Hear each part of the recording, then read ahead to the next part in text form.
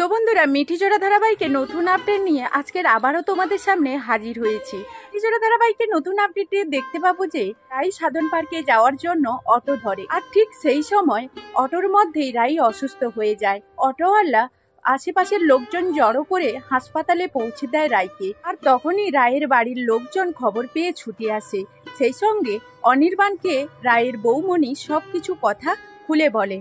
অনির্বাণ ছুটতে ছুটতে হাসপাতালে আসে। তখনই হসপিটালে অনির্বাণকে রাই দেখতে পেয়ে রণচণ্ডীর রূপ ধারণ করে আর বলতে থাকে, এতদিন কোথায় ছিল তোমার ভালোবাসা? তুমি এতদিন কোথায় ছিলে? আমার সঙ্গে তোমার কোনো সম্পর্ক নেই, তুমি এই মুহূর্তে এখান থেকে চলে যাও। তখনই রায়ের বাড়ির লোকজনরা, বৌমণি, স্রোত সবাই মিলে রায়কে বোঝাতে থাকে অনির্বাণকে আর একটা সুযোগ দেওয়া হোক। সবার কথা মাথায় নিয়ে রায় এক সময় অনির্বাণকে ক্ষমা করে দেয় আর অনির্বাণের বাড়িতে ফিরে আসে। অনির্বাণের বাড়িতে যখনই ফিরে এলো, অনির্বাণের মা দরজা খুলে রাইকে দেখতে পেয়ে চমকে উঠলো আর অবাক দৃষ্টিতে তাকিয়ে থাকলো। অনির্বাণের মা বলতে থাকে, এই মেয়েটাকে আমি কিছুতেই ছেলের বউ হিসেবে মানব না। আর অনির্বাণ স্পষ্ট জানিয়ে দেয় যে আমার স্বামী স্ত্রীর মাঝে তোমরা কেউ নাক গলাতে আসবে না। তোমাদের যদি ভালো লাগে আমাকে বলে দাও, আমি তোমাদের সঙ্গে থাকবো, না হলে আমি অন্য কোথাও সেটেল হয়ে যাব রাইকে নিয়ে। এরপর আমরা দেখতে পাবো যে রায়ের খুব পেটে যন্ত্রণা হয় আর তখনই রাইকে হাসপাতালে ভর্তি করা হয়। তখনই স্রোত সবাইকে জানায় যে রাইকে অনেকবারই সে বমি করতে দেখেছে, তাহলে রায়ের কি হলো? ডাক্তারবাবু রিপোর্ট করার পর সরাসরি জানিয়ে দেয় সবাইকে ইমিডিয়েটলি রাইকে অপারেশন করতে হবে। তবে কি অপারেশন কেবিনে রায়ের মৃত্যু ঘটবে? অনির্বাণ আর রায়ের ভুল বোঝাবুঝি মিটলেও রায় এখনো অনির্বাণকে ঠিকভাবে মন থেকে মেনে নিতে পারেনি। রায় বাবা মরে যাওয়ার পর এতটাই কষ্ট যন্ত্রণায় ভুগেছে যে তার অসুস্থতার কথাটাও বাড়ির সবার কাছে গোপন করে গেছে। বাড়ির সবার উপরে দায়িত্ব পালন করতে গিয়ে নিজের ওপর দায়িত্ব নিতে ভুলে গেছে। তবুও নিজেরই বোন ছেড়ে কথা বলে না, মনের ভেতরে অনেকটা অভিমান নিয়ে সবকিছু গোপন করে গেছে। তো বন্ধুরা, এই ছিল মিঠিজোড়া ধারাবাহিকের নতুন আপডেট। এই ধরনের নিত্য নতুন আপডেটগুলো নিয়ে আবারও তোমাদের সামনে হাজির হয়ে যাব। বন্ধুরা, মিঠিজোড়া গল্পের সঙ্গে সঙ্গে আমি প্রতিদিনই আমার ডেইলি লাইফস্টাইল ব্লগ শেয়ার করি, তো প্লিজ আমার ব্লগগুলো দেখে আমার পাশে থাকবে। তো চলো এখন আমার ব্লগ ভিডিওর সঙ্গে কি করি না করি দেখতে থাকি।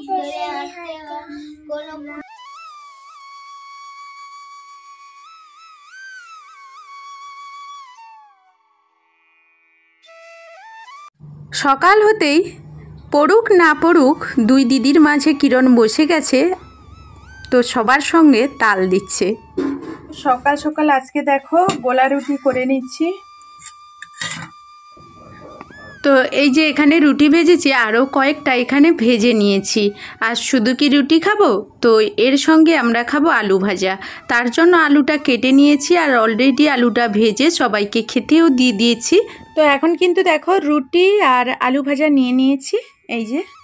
তো এখন খেয়ে নেব। আজকে সকালবেলা ওই যে গোলা রুটি আর আলু ভাজা করেছিলাম, তো সবাই খেয়ে নিয়েছে, আমিও এখন খেয়ে নেব।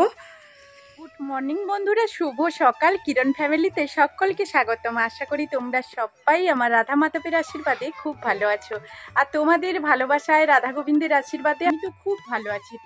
তো এখান থেকে ভিডিওটা শুরু করছি, আশা করি তোমাদের ভিডিওটা ভালো লাগবে। তো চলো এখন কি করি না করি। তো সকালবেলা তো খাওয়া দাওয়ার কাজ জলখাবারে কমপ্লিট করে নিয়েছি। এখন স্নান শেষ করে চলে এসেছি, কারণ ভীষণ খিদে পেয়েছিল। তো স্নান শেষ করে এসেছি আর মেয়ে ওইদিকে দুধটা দুয়াতে গেছে, আমি কিন্তু যাচ্ছি দুধটা দুইয়ে নেব। আর এইদিকে কিন্তু মানে ঠাকুরের কাজটা বাকি, তো ওখান থেকে চলে এসে ঠাকুরের কাজটা করব, তারপরে কিন্তু রান্না বান্নার কাজ। মেয়ে এখন গরুর দুধ দোয়াতে বসে গেছে, আমি এখন দুধ দোয়াবো। এখন বেরিয়ে পড়েছি, গরুর দুধটা দিয়ে আসবো, দিয়ে এসে বাড়ির রান্নাবান্নার কাজে যাব। তো বাড়ির পুজোর কাজ কমপ্লিট হয়ে গেছে, কাজ এখন কমপ্লিট করে নিয়েছি।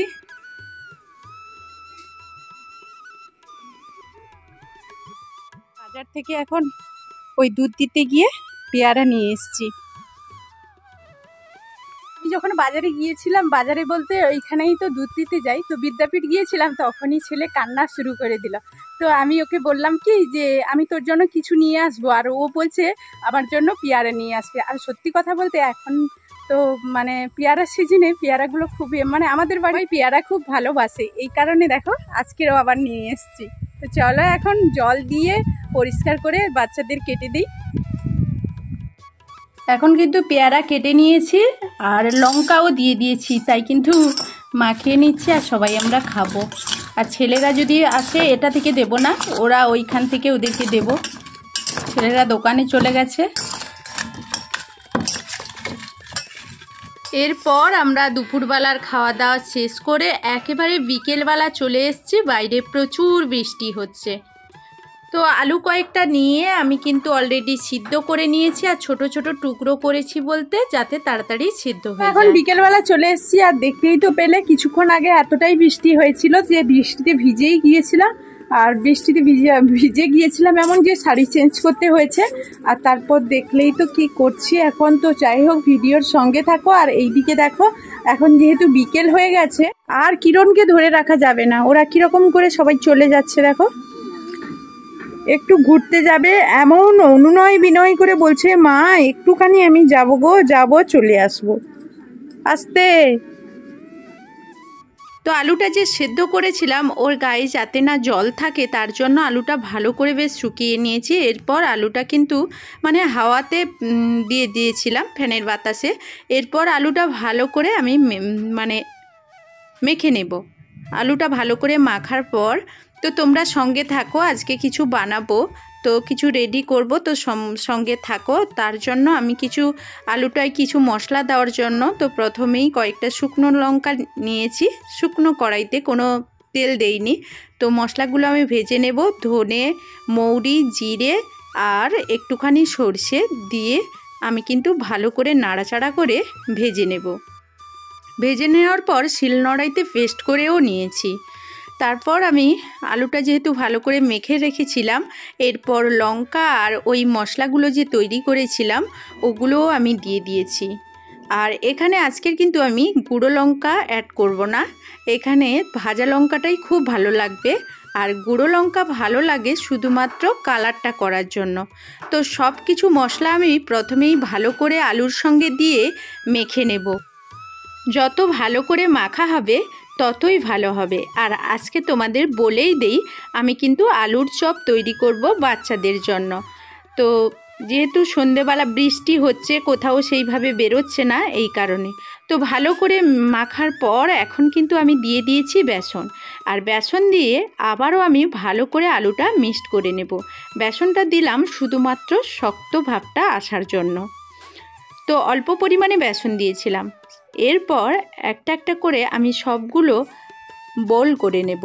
প্রথমেই একটা নিয়ে বেসনের সঙ্গে মিশিয়ে আলাদা একটা থালাইতে আমি বেসন নিয়েছি কিছুটা পরিমাণ। তো দেখে নিলাম যে আমার সঠিকভাবে মাখানো হয়েছে কিনা। এখন দেখলাম যে হ্যাঁ, আমার সঠিকভাবে মাখানো হয়েছে। এরপর আমি ওই যতগুলো আলু মাখানো আছে তো প্রত্যেকগুলো আমি সব একটা একটা করে বোল করে নেওয়ার পর এরপর আমি ওইভাবে রেডি করব। তো দেখতেই পাচ্ছ পরে পরে কিন্তু জল হয়ে যাচ্ছে। তো যাই হোক, মানে নরম হয়ে যাচ্ছে। এরপর আমি একটা একটা করে সব রেডি করে নেব। আর খবরের কাগজে রাখার কারণ হলো, যখন আমরা বেসন দিয়ে মেখে কড়াইতে তেলে ছাড়বো যাতে তুলতে অসুবিধে না হয়, সেই কারণে আমি খবর কাগজের ওপর রেখেছি। তো এরপর দেখো আমি সবগুলোই করে নিয়েছি। এখানে হয়তো 12টা থেকে 13টা মোট হয়েছে। তো যাই হোক, এরপর আমি আলুর চপটা বানানোর জন্য বেসনটা ভালো করে মেখে নেব। আর পারফেক্ট হয়েছে কি না আমি হাত দিয়ে ভালো করে নাড়াচাড়া করে দেখেই নিলাম যে পারফেক্ট আমার বেসনটা মাখানো হয়েছে কি না। তো এরপর আমি একটা নিয়ে ডুবিয়ে ছেড়ে দেব। আর ছেড়েই দেখলাম যে তেলটা আমার পারফেক্ট গরম হয়ে গেছে। এরপর তাই যেহেতু গরম হয়ে গেছে পরপর আমি কয়েকটা বেশ ছেড়ে দিলাম তাড়াতাড়ি করে। তো তেলটা আমার সত্যি খুব, আর চপ ভাজার জন্য তেলটা খুব ভালো গরমের প্রয়োজন। তো আমি কিন্তু খুব ভালো করে গরম করে নিয়ে একটা একটা করে বেশ কয়েকটা ছেড়ে দিয়েছি। এরপর কিন্তু আমি এক পিঠ দেখো একে অপরের সঙ্গে কেউ কিন্তু জড়ে যায়নি। এরপর আমি এপিঠ ওপিঠ ভালো করে ভেজে নেওয়ার পর এক কড়া আমার হয়ে গেছে, আমি নামিয়ে নিলাম। আবার দ্বিতীয় কড়াইটা এইভাবে ভেজে নিলাম। তো এরপর আমি সবগুলো ভেজে নিয়ে তোমাদের সামনে চপ বানিয়ে ফেলেছি। এখন কিন্তু সবাই খাবো। তো এখন এই যে দেখো চপ তো রেডি করে নিয়েছি, আর গরম গরম চপ খাবো। এখন সন্ধেবেলা, সন্ধে হয়ে আসছে। তো যাই হোক, শসা, কাঁচা লঙ্কা নেই, সরি কাঁচা পেঁয়াজ আর সস দিয়েই আমরা খাবো। তো এই যে ওরা এখন খাচ্ছে, আর দুটোতে একটু বেরিয়ে গেছে,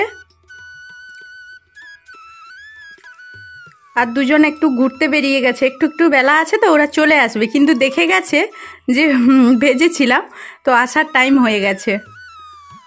তো এখন এই যে কিরণের দিদি মানে দুই ছোটরে চলে এসছে, এই যে খেতে শুরু করে দিয়েছে, ওদের জন্য ছিল। তো বন্ধুরা, ভিডিওটা এই পর্যন্ত। ফিরে আসবো নতুন ভিডিও। ততক্ষণ সবাই সবার পরিবারকে নিয়ে ভালো থাকবে, সুস্থ থাকবে। এখনকার মতো টাটা।